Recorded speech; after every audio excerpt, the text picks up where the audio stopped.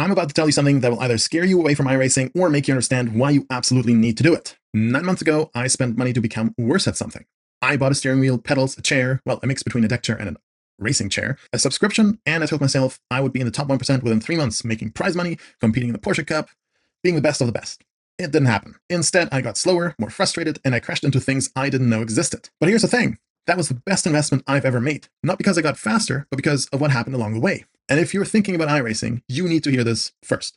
Not only that, but I wish I had actually believed it, because there are plenty of channels that will tell you something very similar about iRacing, but actually believing it is a totally different thing. So here's what I didn't understand when I started. iRacing isn't just a $100 subscription. The $100 subscription is the trap. You buy the subscription thinking, hey, I'm in, great, now what? And then you realize you need specific cars to race. You want specific cars to race on different tracks. Each car, 10 to 15 bucks. You want to race the Porsche Cup? Well, that's a new car to buy, one series, that's 15 bucks. Then you need new tracks. You want to race the Nürburgring? Well, that costs money, 10 to 15 bucks. You want to race at Watkins Glen, which is another popular track that you see a lot of content about on YouTube, another 10 to 15 bucks. And then you need better gear, is what you're thinking.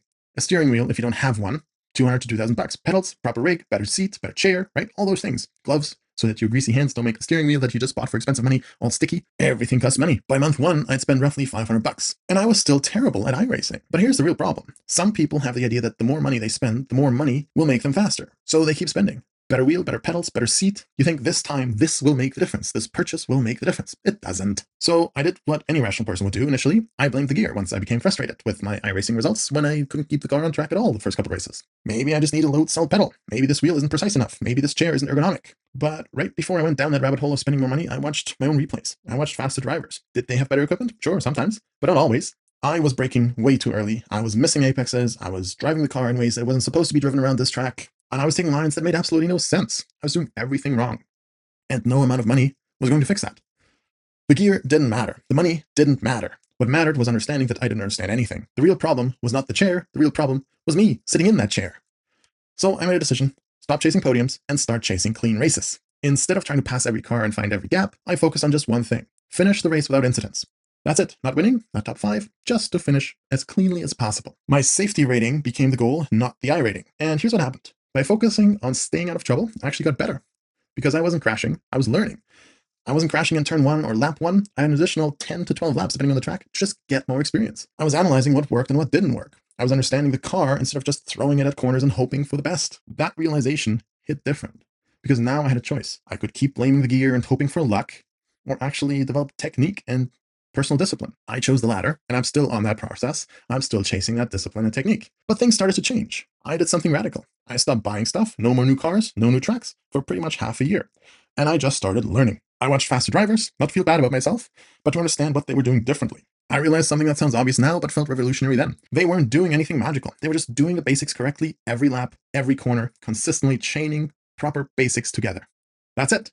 The difference between me and them wasn't talent or money. It was having an understanding of how to get the car to do what they needed to do every single time in different situations through years of practice and analysis. So I started studying track guides, braking points, lines. I watched YouTubers who were slightly faster than me and YouTubers who were a lot faster than me and asked myself, what are they doing that I'm not doing? And slowly my lap time started dropping. Not because I bought better gear, but because I understood small aspects of the game. A better line through one particular corner on one particular track. More control while braking. A better understanding of how to use the curb to help sling the car around to get it to rotate. Wasn't perfect, but small incremental progress happened here and there. Sometimes I didn't notice this progress until months later when I returned to that same track and my lap times were significantly quicker by a second or two. But here's where it gets complicated again, because once you think you understand, you realize how much you actually don't. You learn about trail braking. Everyone talks about trail braking, so I trail brake everywhere. Then after 4 months, I realized I've been doing it wrong all along, and I learn a new different technique, and I also realize I shouldn't be trail braking at every single corner. When that happens, my times drop again. It's never finished. There's always another layer. That's the real pit. It's not a money pit, but a pit of eternal self-improvement and growth. Not the gear, not the subscriptions. It's the endless discovery that there's always something new to learn. And that's actually the best part. Here's what everyone asks. What's your iRating? And that question is very valid, but it reveals one of the traps that most people fall into, at least initially. iRating becomes the goal. You grind one car, one track, you push for 2K, 3K, 4K iRating, and that becomes your identity. I did the exact same thing. I was obsessed with that number.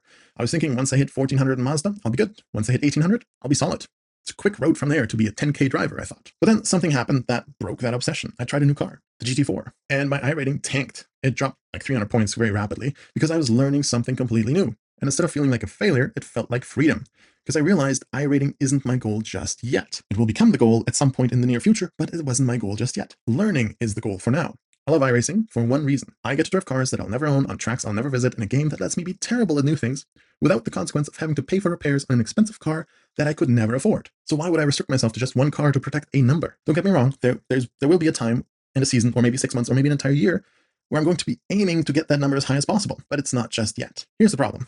If you don't focus on one thing, you can never actually get good at that thing. And that's the paradox. I wanted to drive everything, GT4s, Ur86, dirt ovals, the Mazdas, the prototypes. And the second I'd start getting comfortable in one series, my iRacing would drop because I wasn't grinding that series. So it felt like I was failing. And that's when I had to make a real choice. Do I chase my iRating number and only play one series? Or do I accept that my iRating will fluctuate while I explore all these different things? Most competitive players choose the first option. They grind one series, protect their iRating, climb the ladder. I couldn't do that, because the moment I choose that path, iRacing would become less fun for me. It became work, it became stressful, it became about protecting a number instead of enjoying the experience. So I did the unconventional thing. I accepted my iRating would go up and down, and here's my system for now. I drive the Mazda until my iRating hits 1400. That proves to me I haven't gotten worse. Then I switch to the GT4, iRating drops, I don't care. I'm learning something new. Then GR86, iRating drops again, good. Now I'm challenging myself, mixed class racing comes after that. iRating plummets like it's nobody's business, and I'm having fun actually racing, not obsessing over a number. Then when I'm tired of losing and dropping in iRating, I go back to the Mazda, a series where I'm not great, but I'm better. And I finish on the top of the field. And that rush of endorphins comes back. It's priceless. The way I see progress is certainly in lap times, but also how long it takes my iRating to drop. It now takes longer for it to drop when I explore, meaning I finish not as poorly in my experimental series as I get quicker. It also takes less time for the iRating to go back up once I start driving the Mazdas again. So that's progress. The real skill I'm working on now is not being the fastest, though when that happens in my split, it does feel nice. It's knowing when to push and when to step back, when to grind and when to explore. That's my journey, and that's where I'm at. Your journey is different, and that's okay too. That's how it's supposed to be. We each get to explore iRacing on our own and focus on what we want to focus on. But the great thing is, no matter what each of our journeys looks like, we're in this together. I've met some really nice folks whose journey and focus is different than mine, but they put me on to explore things I'd never thought I'd enjoy, but I ended up having a blast with. Things like oval racing and spec racers, they're a ton of fun to me, and I wouldn't have stumbled upon them on my own. So here's how I'm planning to actually get good at iRacing during the first couple of months, during the next couple of months as well. Stop thinking about iRating, stop thinking about rankings, start thinking about systems. I only get 3 to 6 hours a week. That's my reality. Here's what I actually do. Monday, Tuesday, I hope to get some practice in. I choose one car for the week, one track for the weekend, usually a car and track combo that I already own, and I study the guide. I test different braking points, I analyze what faster drivers are doing, and I do this for a couple hours. Wednesday I rest, Thursday I rest, Saturday, 1 more hour of practice, and then Saturday or Sunday morning, it's race time. I record the races, days later I watch the replays, I see mistakes, not to beat myself up over them, but to learn. Then the next week, I repeat. This isn't glamorous, it's actually slow and boring, but in 4 months of the systematic approach, I dropped 1 to 3 seconds off my lap time on the various Mazda tracks, not from better gear, but from deliberate practice.